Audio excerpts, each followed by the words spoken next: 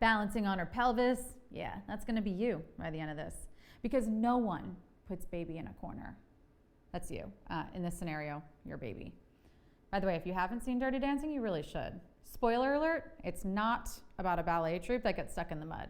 But I'll quit talking so that we can get down and dirty with some rules. What? You gotta learn the steps before you can move and groove. So, let me teach you how to shimmy. You'll have 10 seconds to answer 10 questions each. When a new question appears, choose carefully, because once you tap, there is no going back. Make sure you're connected to Wi-Fi and you're holding your phone vertically. Posture is super important. Engage those abs.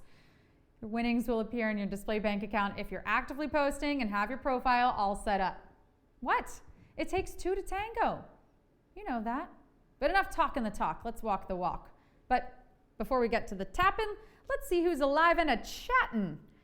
B140618 is here. We got Crystal and Ball. We've got Nisa here. Who else is in the chat tonight and ready to trivia with me? Let me know. All right. Boop your noses here. All right. I'm excited, friends. Let's do it. It's time for display trivia.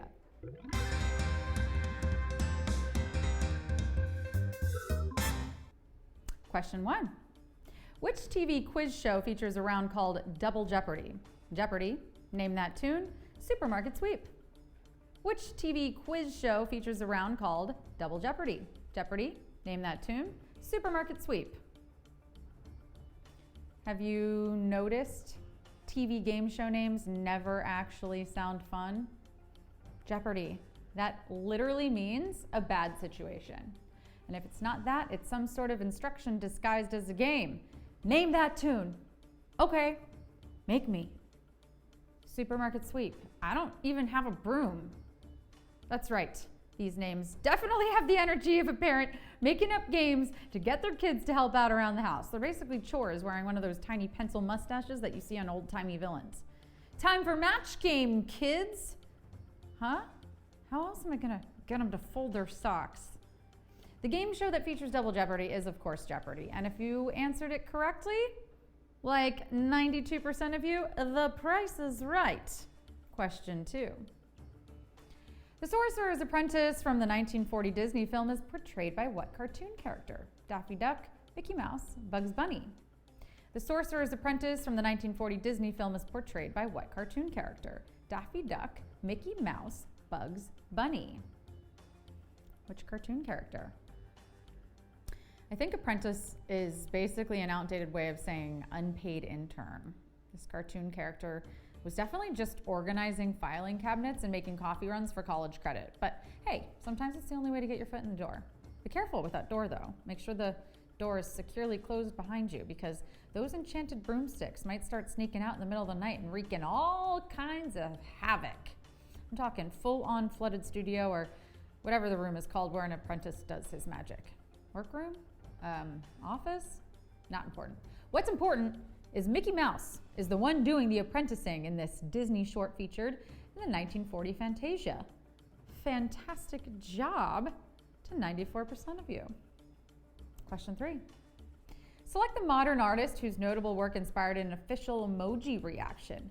Munch, Van Gogh, Matisse. Select the modern artist whose notable work inspired an official emoji reaction. Munch, Van Gogh, Matisse. This question really makes me think.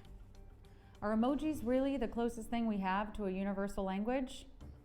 Do I sound like Carrie Bradshaw asking that question? I couldn't help but wonder, had emojis really become a universal language? She does a whole Sex and the City episode about the eggplant emoji. We find out Samantha Jones actually pioneered the usage of the eggplant emoji. Charlotte is scared to use it. Miranda just can't find the time. Carrie romanticizes the emoji. This is all assuming Sex and the City never ended, and just like that never happened, by the way, which is kind of the attitude with which I'd like to live my life, by the way. Clinging to the good stuff, pretending the current not so good stuff isn't happening, because the current stuff makes me wanna. I know, that's not Home Alone. That is the emoji based on Edvard Munch's The Scream. Munch, you got it. 83% of you. Question 4. Which of the following members of Netflix's Queer Eye is incorrectly matched to their area of expertise? Karamo, culture. Tan, fashion. Bobby, food. Which of the following members of Netflix's Queer Eye is incorrectly matched to their area of expertise? Karamo, culture. Tan, fashion. Bobby, food. If you watch the show, then you know Queer Eye is more than just a makeover.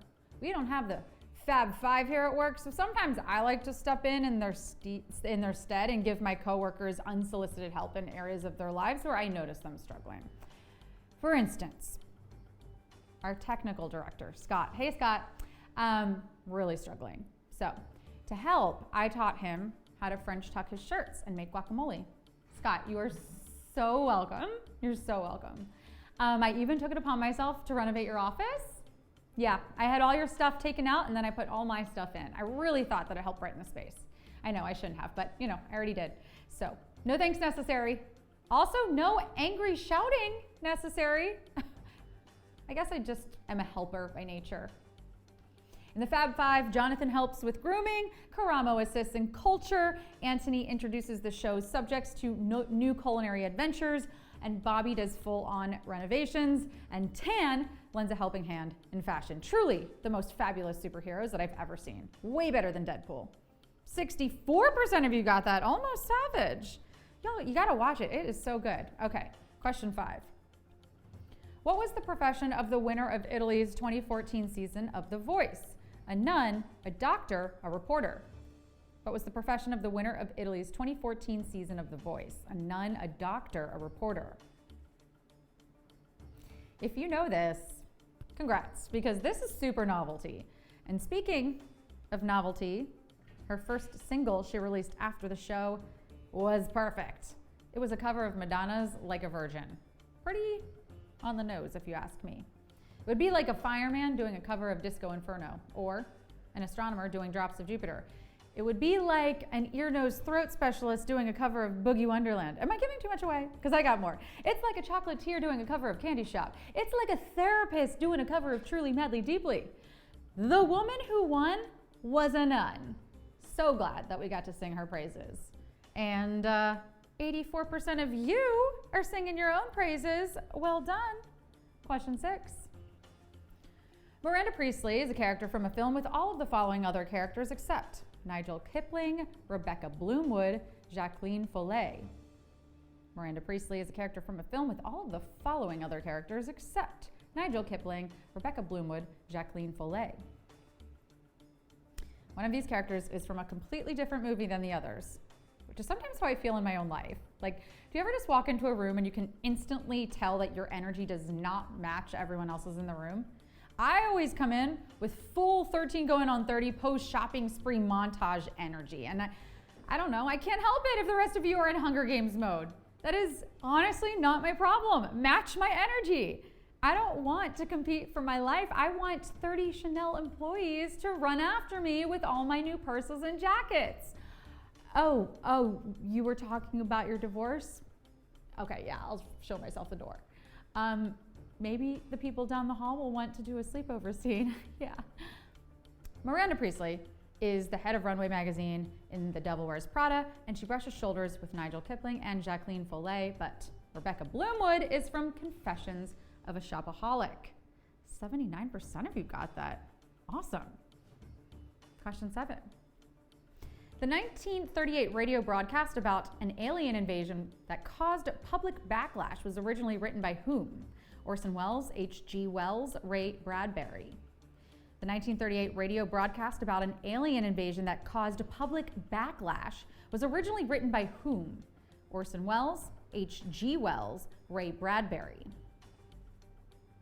Wow, this question is really a throwback. Can you imagine a radio show causing backlash these days? Can you even imagine hearing a radio show these days? Can you believe some people actually still listen to the radio? How? Where are you finding an actual radio? Are you also listening to fireside chats while you huddle for warmth and wait for World War II to end? Today, the airwaves are filled with podcasts, and if you don't know what that means, it's like a radio show, but it comes out of your phone. Same place you get every other meaningful bit of information in your life. But back in the day, everyone tuned into radio to get their information. And this fictional show, when presented as a real news broadcast covering an alien invasion, really ruffled some feathers. And it was presented by Orson Welles, but the original story was written by science fiction writer H.G. Wells.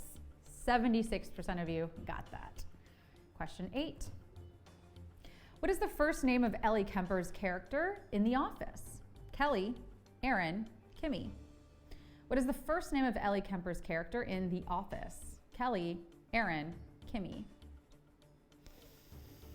If you tuned in the pre-show, you know it. This one's particularly hard for me though, because I have a hard time remembering anybody's first name, including my own. That's just me, I guess. Good old Sandra Prius. I'm not inconsiderate. Oh, I am quite the opposite. I'm almost too considerate. I can't learn names because I'm always trying to anticipate the needs of the people around me. Sorry, was it Jessica or Jennifer? I was too busy taking note of your body language. Hunched shoulders mean you're either feeling defensive or you're cold. I can either give you a couple of minutes to yourself or a few more layers. Your wish is my command. This character in The Office is known to most of us as Erin, but it is mentioned briefly that her real first name is Kelly. She only goes by Erin because there's already another Kelly in The Office, and 83% of you weren't fooled, or you tuned into the pre-show. I love it. 2 more questions. Here's Q9. Which of the following is most likely to produce a Trichobezor? Cavia porcellus, Canis lupus familiaris, Felis catus. Which of the following is most likely to produce a Trichobezor? Cavia porcellus, Canis lupus familiaris, Felis catus. Hold up. Is this question seriously driving all these words on us right now? This question is like that kid in high school who just took a really intensive SAT prep course and is trying to prove to everyone how smart they are. Excuse me, Mrs. Wilson, but I think my fellow students are exemplifying a rudimentary understanding of the material. Oh, shut up! I can use big words too. Large, gigantic, mammoth. See? Big words. But for those of you who might need a little vocab assistance, a Trichobezor is a fancy word for hairball. No matter how you say it, still gross. What's grosser? Having to watch your cat hack one up on your new carpet. Felis catus licks itself clean every day. The first has got to go somewhere. Cavia porcellus is a guinea pig, and Canis lupus familiaris is a dog. Well, my pets, are you ready? 70% of you got that. It's time for the final question. Question 10. The sum of all the numbers on the wheel spun by a croupier has which of the following characteristics? It's an odd number. It has 3 repeating digits. It's a perfect square. The sum of all the numbers on the wheel spun by a croupier has which of the following characteristics? It's an odd number. It has 3 repeating digits. It's a perfect square. Okay, I'm feeling lucky. Deal me in. What's that? It's not a card game and you can't deal me in? Look, I don't care. This is just my first time at a casino and I've always wanted to say that. So please let me have something. Also, between you and me, I got kicked off all the other tables for trying to bribe the croupiers. So look, it's this or the slot machines. Please don't make me go back there. I can't take the sound of all the raining coins. You don't know what that does to a person, what it's like. You have to deal with the repetitive sound of that roulette wheel spinning all darn day. Oh wait, that's right. This is the roulette wheel. And if you added all the numbers on it up, 0 through 36, it would equal everyone's favorite triple digit number, 666. Da-da-da. The number's so nice, they named it thrice. And if you knew it, well, it looks like luck was on your side tonight. Well, maybe not just luck, maybe some skill as well. 79% of you got that last question. Either way, you came, you slayed, you displayed your knowledge, and now you're getting paid. Better than the casino, right? You made it through an entire week. That's the real victory. Kick your feet up. Make someone give you a back rub. Who's giving me a back rub? Relax, friends. We'll see you next week on display.